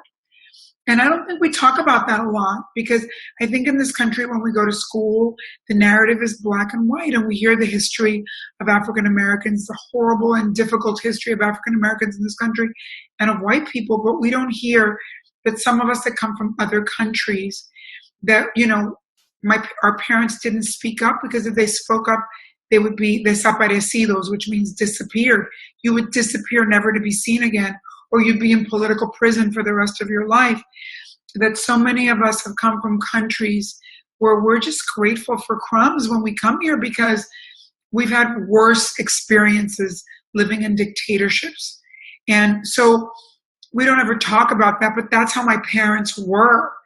And so I was so angry at my parents that they were like taking the side of the nun, that I wrote an article for 17 magazine. I was 15 years old, about why you shouldn't send kids to all-girl Catholic school. And 3 days later, I went back to school. The nun said, oh, you didn't plagiarize. You gave me an A. But 3 months later, the article was published, and I got a $100 check in the mail. And when I went to school that day, I was expelled. And when I came home and told my parents, they were like, why did you do that? Why do you have to be a revolutionary? Why did you do? Oh, no, you must go back and beg forgiveness on your hands and knees. And again, they took the side of authority. They could not speak to power. And there was no truth to power there. And I was so angry that I called the Board of Ed of the state of New Jersey. And thank God an African-American man answered. And I said, can you believe this happened to me? And he's like, I'm so sorry. That is so wrong that happened to you. And it was the first time in my life that an adult took my side. And that an adult, a parental figure, was more empowered than my parents. And he was African American. And he said, I'm so sorry, but there's nothing you can do about it, because it's a private school and they can expel you if they want. But I'll tell you what you can do. You don't have to take it. I'm going to hook you up with this local reporter from the local newspaper and tell him your story. And I impulsively, because if I told my parents that, they would have a freak out attack, I went and did the interview. And the next day came out, Cuban girl gets expelled for freedom of speech, First Amendment issue. And there wasn't even internet. I mean, there was no social media, imagine. I get a call from the head nun of the school. She's like, bring your parents to school. Those of you that are Latino, can you imagine the car ride with my parents screaming at me in Spanish? ¿Por qué? And I'm like, it was one of the worst moments of my life. But I get to the school And the nun all of a sudden is like super nice. And she's like, I never said that I wanted to expel you. I just said that I didn't like what you did. She goes, in fact, I've been looking at your school records. Now remember, I'm in an all-girl Catholic school. Mostly Jewish girls go to this school because it's a really good school. And there's 2 minorities, 1 African-American girl and me. That's it. And she says, I'm so sorry. I looked at your record and you have such a great record. In fact, you're an AP student. You're so ahead of the other kids. In fact, we've decided to graduate you 1.5 years early. And my mom and dad are like, this is good, right? I go, oh yeah, it's great. This is like an honor. My parents, it went right over their head. And I came home and I had a call on the voice machine, and it was from 17 magazine. And they called me and they're like, we are so proud of you that you stood up for your rights. And I realized this is not a country that really likes people that are wimpy or that are not empowered. Like, you have to speak up. That's what this country's made of. And that whole plagiarism, that African-American at the Board of Ed telling me to do the article changed my life. 17 magazine said, we are so proud of you that we're giving you the youngest guest editorship in the history of the magazine. I went to work at a magazine. I would have never in my wildest dreams thought of that. I kept writing articles. Those articles led me to being recruited to be the first young teenage reporter for the teenage version of 60 Minutes, which then got me to CBS, which then got me to being employee 1 of what is now Telemundo, being an intern, an assistant, working my way up slowly like a turtle, getting to the point through different people. All white men were running Telemundo and me, the only Latina. Then I brought in other Latinos saying, no, we know Latinos, you don't know Latinos. Very painful experiences. But again, we're representing for my people, bringing other Latinos up, bringing African Americans, bringing other multicultural people up. I then became one day the president, the first Latina president of a network in this country, president of Telemundo. Then we sold the company and I started 2 businesses. One, launching channels in Latin America, HBO en Español, Fox en Español, MGM en Español, ESPN en Español, and then becoming the Latina Tyler Perry. I produced over 700 television shows in English and Spanish. And then I took the money I made, I lived beneath our means, my means, because sometimes we don't know as minorities, we feel profiled, so we feel like we have to show our money, but that's not serving us. I put the money away and I started learning from my bosses. They were all buying buildings. I'm like, what is that? I started investing my money in real estate. And by the time I was 45, I'm not J-Lo, I'm not Beyonce, I'm not a professional athlete. I started out as an intern and assistant, worked my way up, and the money that I made and the money I saved and invested in real estate became worth 5 times the money I had made in television as a landlord. And so that's why I say in my book, don't buy shoes, buy buildings. We need to be represented. We need to speak up. We need to be louder and braver. We need to be part of the system, and we need to own. We need to think big while we work for others. We either start side hustles or we save our money. When we work for others, we think like owners. We say to ourselves, we are learning every day. We tell them what we think. We learn because someday you may be an owner yourself, whether it's of a business or of your own investments.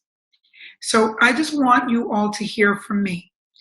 I want you to know what I wish I knew when I was your age. And, I'm older than probably most of you, but I want you to hear that all things are possible for us. We are all going through a difficult time. Life is full of crises, but there are silver linings in every crisis. You get to have a reset button to really look inside. What is it you want in this life? Time is short. I blinked and I'm in my 50s. And even if you're in your 50s now, there is still time to achieve everything you wanted to achieve. And you do it by being brave, by being louder, by showing up, by representing, and by knowing that you deserve to be part of this country and build wealth. Be part of the system that takes money, saves money, invests money, and makes money while you sleep. I am a turtle. Every year I say I'm going to do 3 things a year. Not a million things a year, 3 things, of which 1 is big and 2 are little. Every month I start the month and I said, what are the 3 things I'm going to do today to complete those 3 things at the end of the year? Every Sunday night I go, what are the 3 things I'm going to do this week? And every night before I go to sleep, what are the 3 things I must complete tomorrow? Everything is beginning a journey and completing it like a turtle. I leave you with my favorite word in Spanish, Adelante. There's no real translation. It's like move it. But when you say it with power, Adelante, it means move, get off your seat and go get it. Life is short. I know there are problems in this country. I know there are problems in the world. I know some of us we're depressed. We're going through stuff. We're scared. But everything will pass. This too shall pass. If we read history, we know these things have happened many times. If we read the Bible, we know these things have happened many times in the world. We are not alone. We're with each other. And it's time for us to go get what we truly want and deserve. Adelante! I hope you know you can go on my website, becomingselfmade.com. I give you as gifts webinars. It's called www.becomingselfmade.com/webinars. I teach you step by step how I did it. I'm not Beyonce. I'm not J-Lo. I'm not an athlete.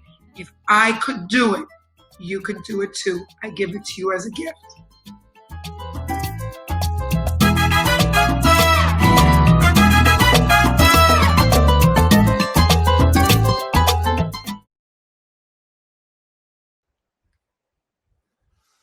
That was an inspirational speech. If I've ever heard one, I am so inspired and so grateful for Nelly's truth-telling, for her incredible story, and for the inspiration that she has been to all of us throughout all these years. I've known Nelly for many, many years and have watched her career go skyrocketing, but she's done it with hard work. No one's handed it to her. She's worked hard for it.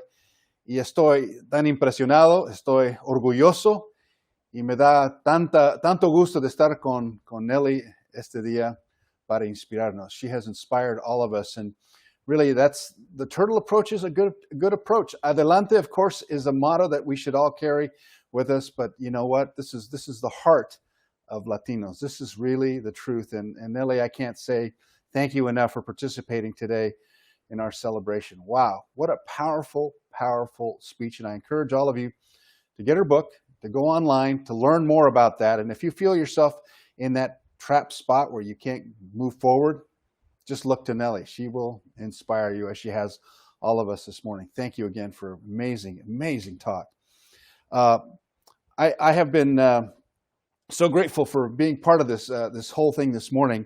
And we told you earlier in our program that we would need to, you'd have to get online and get one of the books that our 2 chefs have put together for us, and you have a chance to win. So we are going to announce the winners here in a couple of minutes. So stand by. Here we go. I think I've got it. They've just into our my living room. I would say newsroom, but this is my living room. Okay, here we go. Our winners are we ready to go with that? Okay, we'll do that right now. Getting books, the cooking books that we have from our chefs. Tulare Public Library, L.M. Ramirez, Elena Banuelos Nava, Natalie Duarte, Yvette McNally, Marisol Sanchez, I hear cheering in the background, Don Martinez, D. Coach, Ledif G., Melissa Estrada, Maddox Brown, Priscilla F., Maria Marquez, Lulu Girl 1, Otto Padron. There you go. Those are the winners of the books, and hopefully you will enjoy some of those recipes. The horchata recipe was terrific, and of course, I'm a big fan of tamales, as you well know. All right, so let me just say quickly that that Beyond TV is the company that I created, and much like Nelly's story, trying to lift yourself up into a new strata, to push yourself into new areas that are perhaps uncomfortable.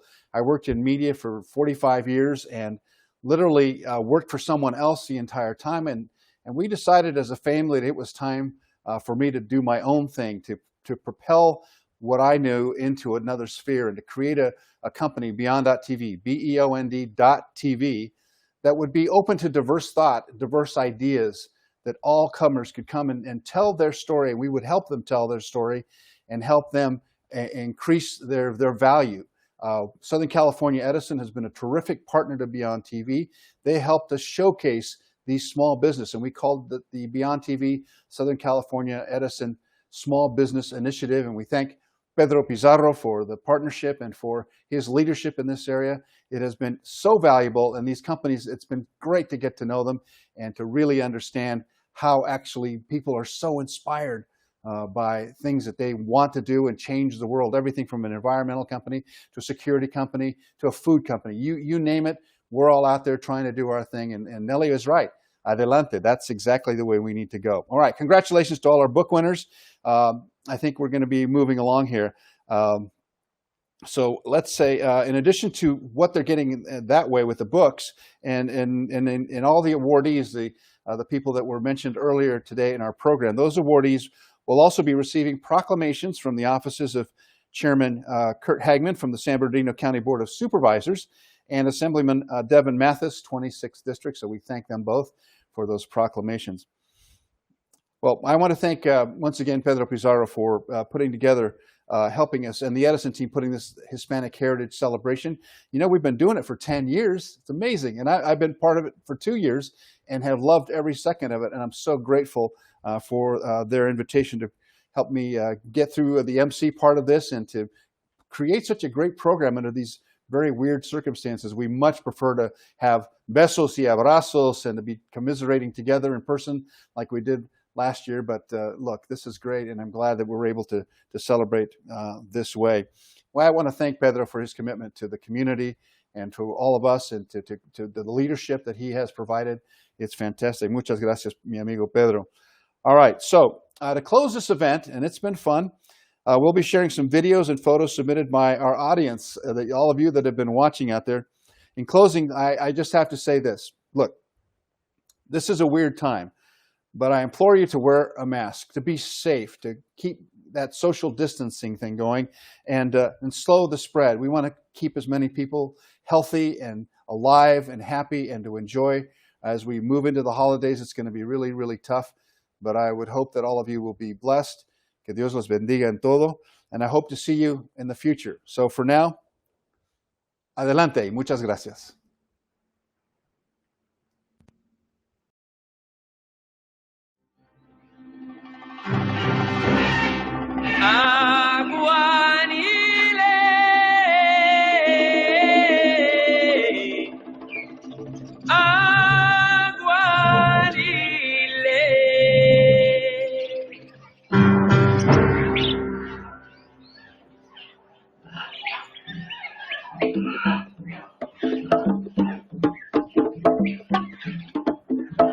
Santo Dios,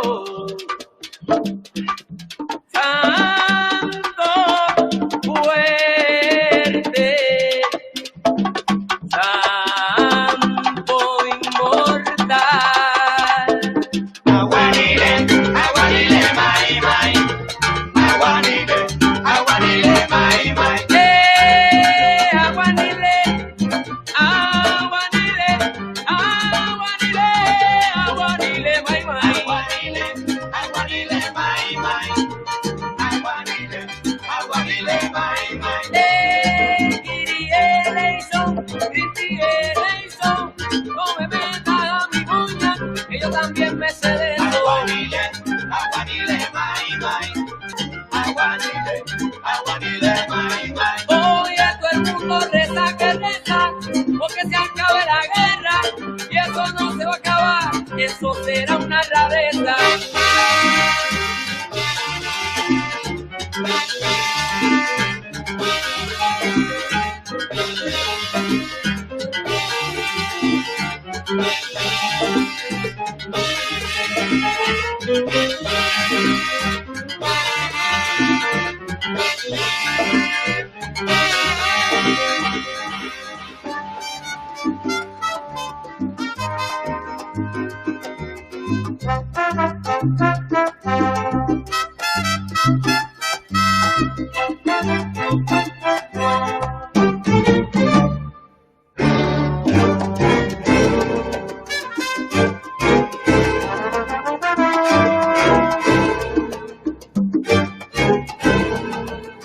Yo soy el cantante que hoy han venido a escuchar lo mejor del repertorio. A ustedes voy a brindar y canto a la vida de risas y penas, de momentos malos y de cosas buenas. Vinieron a divertirse y pagaron en la puerta. No hay tiempo para tristeza, vamos cantante, comienza.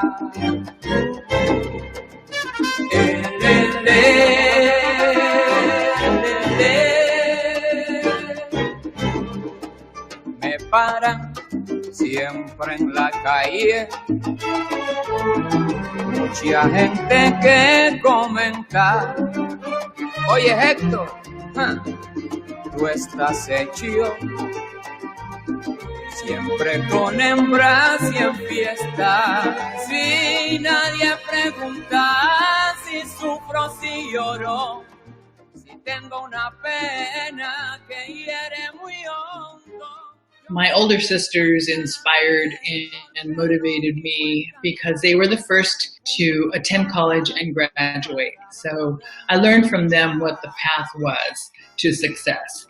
Well, I was born in Mexico, so Cesar Chavez at an early age inspired me as someone who made so much change and yet did it in a nonviolent manner. He's someone who really dedicated or really sacrificed his own life and his own health to try to make change in our country with respect to the issues that immigrant farm workers face. And I have just always been impressed with his leadership and his style. And it is what's motivated me throughout my career to give back to the community.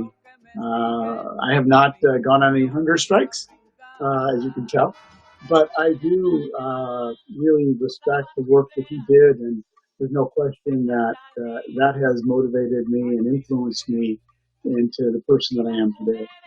When I think of who inspired me, I think of myself as no different than the son or daughter of any immigrant family who saw their mother and father struggle here in the United States, living in a country, not being able to speak the native language of the country, and serving as their spokesperson growing up in any number of different circumstances.